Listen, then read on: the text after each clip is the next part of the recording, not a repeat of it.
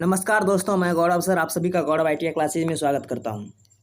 आज मैं आप लोग को स्क्रैबर के बारे में बताने जा रहा हूं, जो कि एक बहुत ही आसान टॉपिक है और मुश्किल से ये 10 से 15 मिनट में समाप्त हो जाएगा और इसी 10 मिनट में आपको स्क्रैबर के बारे में पूरी जानकारी आपको मिल जाएगी। हम इसमें चर्चा करेंगे कि स्क्रैबर क्या होता है, स्क्रैबर कितने प्रकार के होते हैं, ये किस चीज़ से बना होता है और इसका काम क्या होता है। ठीक है, ये एक ही वीडियो में आपको सारी जानकारी मिल जाएगी। ये स्क्रैबर का कुछ यहाँ पे फिगर दिया गया है। ठीक है, तो सबसे पहले हम जानते हैं स्क्रैबर। तो स्क्रैबर जो है वो कुछ इस प्रकार से दिखता है। यहाँ पे आप लोग फिगर देख सकते हैं। ठीक है, पहले हम फिगर इसका पार्ट का नाम बता देते हैं। देखिए, स्क्रैबर में ये वाला पॉइंट जो होता है इसे हम स्ट्रेट पॉइंट के नाम से जानते हैं। ठीक है, ये वाला स्ट्रेट पॉइंट के नाम से जानते हैं क्या कि क्योंकि ये सीधा कांटा की तरफ है, तो ये सीधा है इसलिए स्ट्रेट, और यहाँ पे ये अगला पोजीशन को हम पॉइंट कहते हैं, इसलिए ये स्ट्रेट पॉइंट हो गया। उसके बाद ये ग्रिप है। ग्रिप इसलिए दिया जाता है, ये सब जो है ग्रिप है इसलिए दिया जाता है ताकि हम आसानी से उसको पकड़ सके और मेरा हाथ फिसले नहीं, इसलिए हम ग्रिप का प्रयोग करते हैं। और ये ग्रिप किस चीज़ का है? ये नर्लिंग किया हुआ ग्रिप है, यानी नर्ल ग्रिप है। ठीक, उसके बाद ऊपर वाला जो पॉइंट है, ये ऊपर वाला पॉइंट बेंट पॉइंट है, यानी कि जो झुका हुआ हो, जो मुड़ा हुआ हो, उसे हम बेंट पॉइंट कहते हैं। तो ये आपका ऊपर बेंट पॉइंट है। ठीक है, अब देखिए, इसमें स्क्रैबर जो होता है वो टूल स्टील का और हाई कार्बन स्टील का बना होता है। ठीक है, स्क्रैबर टूल स्टील और हाई कार्बन स्टील का बना होता है, क्योंकि ये हाई कार्बन स्टील या फिर टूल स्टील काफ़ी मजबूत होता है। और स्क्रैबर का हिंदी होता है खुरचनी। खुरचनी यानी कि खुरचने वाला, जो कि किसी भी मेटल को खुरच दे, तो उसके लिए चाहिए कि वो हार्ड और मजबूत हो। तो इसके लिए टूल स्टील और कार्बन स्टील का प्रयोग किया जाता है ताकि दूसरे मेटल को ये आसानी से खुरच सके। इसकी मोटाई की बात करें तो ये 3 mm से लेकर के 5 mm तक का मोटा होता है। इसका ये वाला ग्रिप वाला जो पार्ट है, इसका बॉडी का मोटाई 3 mm से 5 mm मोटा होता है। ठीक है, इसके बाद यहाँ का जो आप देख रहे हैं, यहाँ पे नोक जो दिख रहा है होगा आपको, ये नोक 10 डिग्री से लेकर के 15 डिग्री के बीच होता है ये नोक, और ये ग्राइंडिंग किया हुआ रहता है, हार्ड और टेम्पर किया जाता है ताकि वो टूटे नहीं। ये एक उष्मा प्रक्रिया है जिसके द्वारा हम हार्ड और टेम्पर करते हैं ताकि दूसरे मेटल पे हम अगर इसको रगड़ें तो फिर इसका नोक ना टूटे, इसलिए हम इसको हार्ड और टेम्पर करते हैं।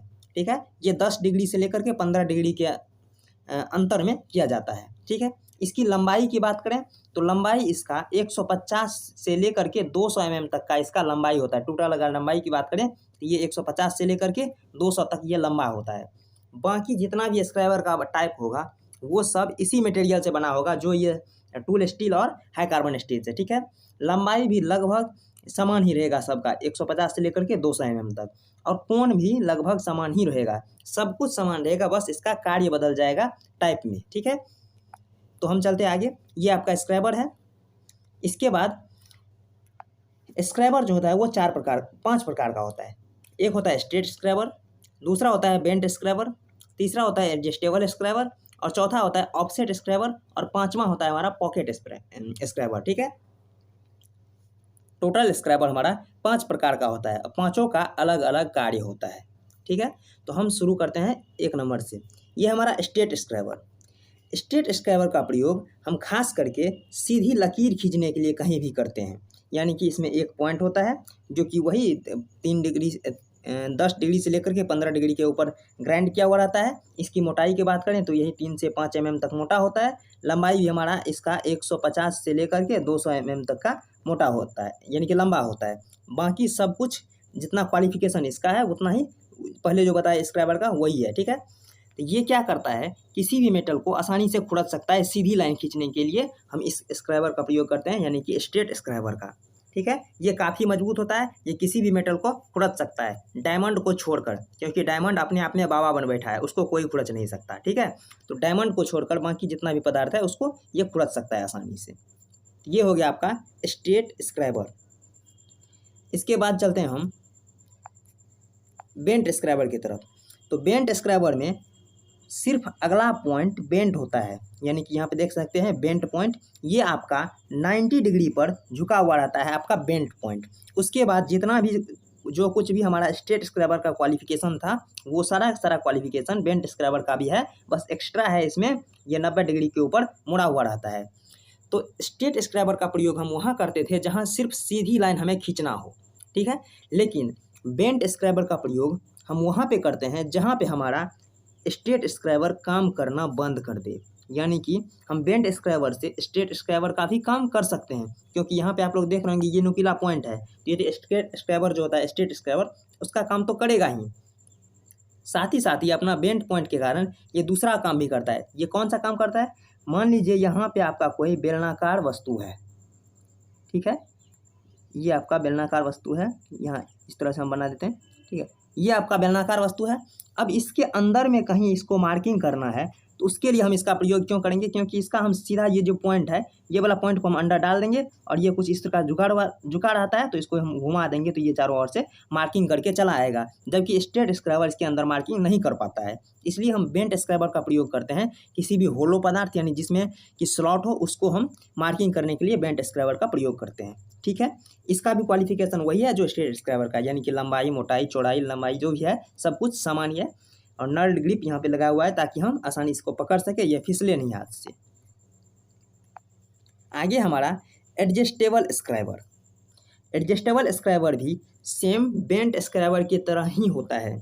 इसमें सिर्फ एक अलग से खास बात क्या होता है कि यहाँ पे आप लोग कुछ खाली जगह देखे होंगे, ये खाली जगह पे वहाँ पे गुना कटा हुआ रहता है, ठीक है, गुना कटा हुआ रहता है, यानी कि जिसे आप कहते हैं थ्रेड काटना, तो यहाँ पे थ्रेड कटा हुआ रहता है। तो इसको हम लंबाई में कमी और वृद्धि कर सकते हैं, क्योंकि जितना भी ये सारा अक्सर आपको दिख रहा है ये बेंट स्क्रैबर की तरह ये सामान इसी तरह से रहता है, इसमें कोई परिवर्तन नहीं होता है, लेकिन बीच में जो है वो इसका थ्रेड कटा हुआ रहता है, यानी गुना कटा हुआ रहता है, जिससे हम इसको पकड़ के अगर हम घुमाएं तो नट की तरह ये घूमते घूमते इसके पास तक सट जाएगा और इसका लंबाई थोड़ा कम हो जाएगा।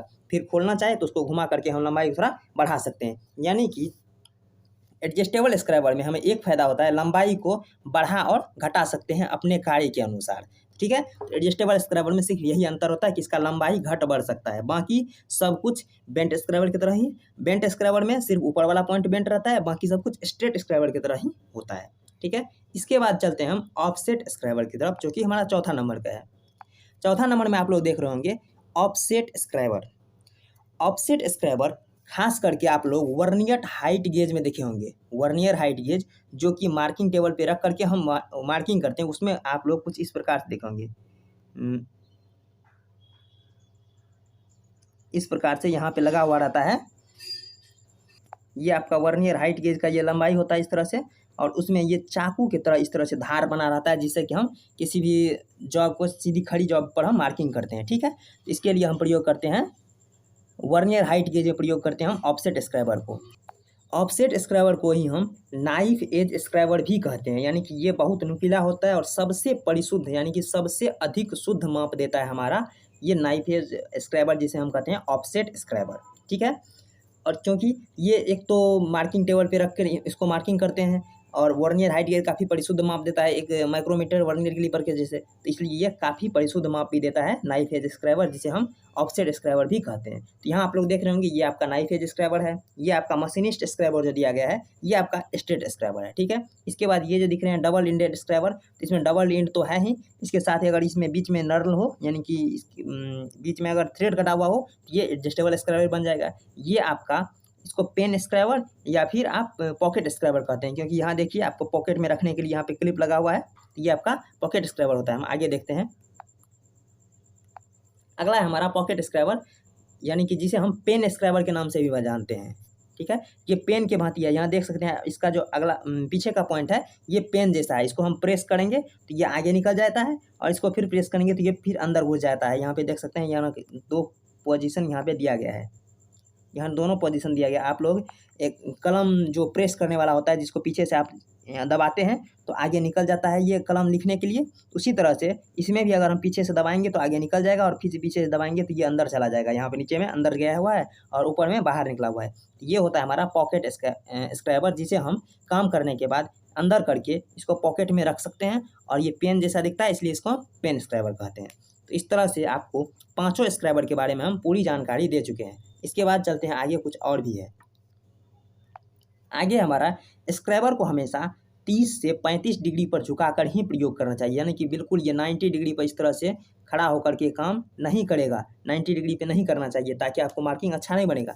इसके लिए हमें चाहिए, ये आपका सतह है तो इसे इस तरह से झुका रहना चाहिए। ये आपका 30 या फिर 35 के बीच में होना चाहिए ये कोण, तब आपका अच्छा मार्किंग होगा। जो कि यहाँ पे देख सकते हैं ये स्क्राइबर जो है एक तरह से झुका हुआ स्क्राइबर है, तो इसी तरह से हम प्रयोग करते हैं स्क्राइबर का।